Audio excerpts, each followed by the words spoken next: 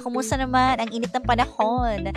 Yung tipong irritable ka na, 'di ba pawis na pawis ka na, tapos nakalimutan mong kumain. Kasi na-focus yung bad trip mo dun sa init ng panahon. Oy, kumain ka, wag ka magpapalipas ng gutom. Kailangan mo yan. Kailangan mong magpalakas. It's Thursday afternoon with me, Gandang Kara, of course, na nag-iisang chicks ng radyo. Ang lalo. Diba? But anyways, masarap talaga maglublob na lang sa balde. Masarap maligo sa mga panahong to. For sure, marami dyan ang naliligo ng 3 times a day, diba? Iligo nyo na lang yan. Lalo na yung mga init ng ulo nyo, iligo nyo na lang din yan, ha? Ay! Ang aga naman ng pagdating ni Papa Jackson. Ano to? Bakit sa... Ano to? Wow! Coffee! Wow! Cold coffee! Gusto ko to. Kailangan kong magising kasi puyat ako. I need it. Ayan. Pero syempre, di natin pakita yung tatak kasi alam nyo na. Mahirap na. Basta nasa boteng kape, alam nyo na. Anyways, ayan. Hi nako sa mga nag-ano dyan ha, nag-halo-halo. Ikain nyo na lang ako mamaya, magmamalamig din ako. Kasi kanina ko pang cravings yan na pananghalian. Actually, kahapon pa eh. Pero hindi ko nagawa. Sabi ko kahapon, talagang hindi pwedeng hindi ako mag-halo-halo. Sabi ko, mamaya na lang. O di hindi natuloy. O di nga. Ayan. Sige, sound check. Andito po tayo sa ating sound check. Check. Mic test. Mic test. Ayan. Pa-share po ng ating live sa ating TikTok ha, para makita nyo rin ang ating bisita for today na si Renz Magnaye. Ayan, alam niyo parang familiar sa akin tong apelidong Magnaye. Tubong Batangas kaya to si Renz? Itatanong natin. Ayan, hello Renz! Hello po, ayan. Narinig ba yung tanong ko? Ayan, testingin na natin ulit. Hello? Wala ulit. Ayan. Siguro mga 1 hour pa. Charot. Hindi, kaya yan. Kaya nating itawid dyan. Sige. Hello, mic test. Kanina, umaano na siya eh. Nawawala. Ayan no. Bumabalik, nawawala, bumabalik, nawawala siya. So, baka may ano lang.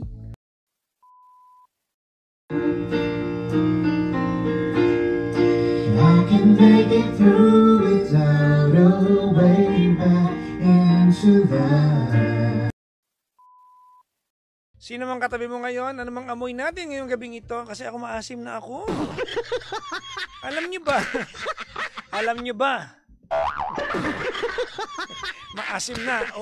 Ba't adan? Ba't adan? Ewan ko ba? Pati aso sinasayaw yan ngayon. Gulong-gulo na ako. Diba? Alam niyo bang magastos ang nasa bahay? Diba? Oo. Nung unang panahon, parang tanda ko tuloy, pero nung unang panahon, nung hindi pa nai-invento yung mga online shopping, okay lang ang nasa bahay kasi walang gastos. Tama? Nung na-invento ang online shopping, nasa bahay ka nga, puro panay naman ang add to cart mo. Diyan ka magaling. Ha? Hindi ka rin nakatipid.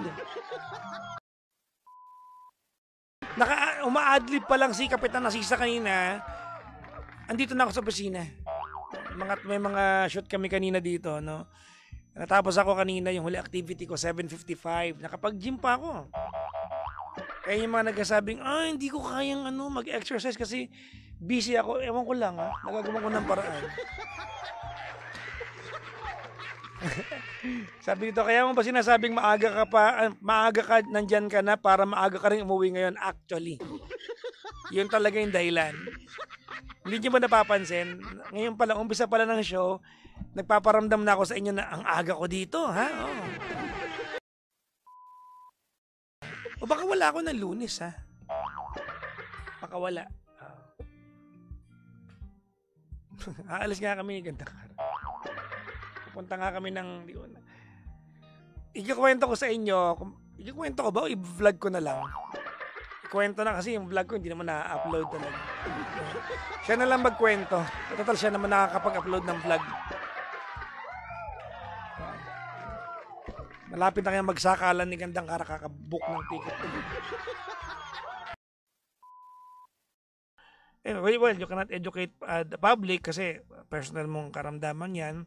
You can only do that to a partner. And it takes a wonderful and discerning partner, di ba, with an open mind to accept you for who you are. More than declaring to him what he needs to know, dapat ikaw din, pag may ganyang sitwasyon, karamdaman, you should be in the quest of finding someone, di ba, who can accept you for what you truly are. Importante yon. Anong sabi dito? Ang daddy lang ng datingan ni Papa Jackson ngayon.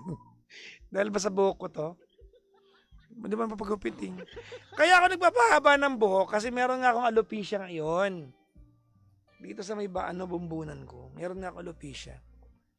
Meron akong alopecia. Alam niyo ba ang alopecia? No? It's a bald spot in the skull, no? Sa may scalp area. Bald spot. Meron akong alopecia ngayon. Nandito po sa likod ng ulo ko. Alam mo, maraming mga bagay sa relasyon, 'di ba? That when you look back after a while, after 2-3 years, when you look back, siguro mga 3 taon o 2 taon makalipas ito, pag binalikan mo ito sa alaala mo, matatawa ka na lang na, grabe, no? Noong 2025, April, 2 linggo tayong hindi nag-usap. Diba? Pero ang pinag-awayan natin, yung hugasing plato lang sa sislingan. Yun lang talaga to eh. Ang punto ko, kung alam mo na hindi siya vocal pag galit, hindi, humanap ka ng mood na kung saan kaya niya magsabi sa'yo. Because sometimes, na, madalas to, very often to, ha? May mga mag-asawa na nag-uusap na lang pag nag-away. Doon na lang sila nakakapag-usap, labasan ng sama ng loob. Dapat ginagawa nyo yan kahit di kayo magkaaway. Magkumustahan kayo ng damdamin. Gawin yung practice yan. Karamihan ngayon ng ginagawa ko po yun. O di ikaw na perfect. Wala na ako sinabing hindi mo nagawa. Ginawa mo na lahat. Tama naman, di ba? I mean, if we become literal about it, you are not wrong. Di ba? So, kasi alam mo ganito yan. There's a lot to be heard, no? There's a lot to be seen. Okay? There's a lot to be realized kapag walang galit sa usapan. Naintindihan mo ako? Kasi ngayon, puno pa ng galit yung puso mo eh. Kahit na 11:30 pa ako ng umaga dito sa alam niyo bang 11:30 to ako dumating sa opisina namin? Pagdating ni Kara ng 11:55, nagulat. Gagawin mo dito? Sabi ko, bakit? Opisina ko to ah. What do you mean? What am I doing here? In English ko siya. Tapos sabi niya, wag mo ako in English, gutom ako ha. May tulog.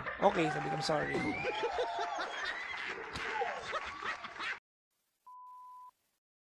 I have my first hosting gig tomorrow for the season sa FBM po tomorrow. Alright? So I'll be an hour late again bukas. Ay, maganda kapag Friday na una si Gandang Kara eh. Diba? Oo. Para siya yung pagod.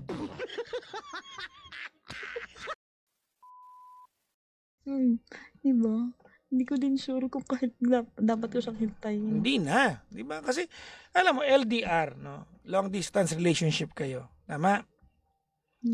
There are really compromises kapag LDR. May mga bagay that you cannot give up. Like, halimbawa, walang communication. LDR kayo eh. Gets ba? Oo.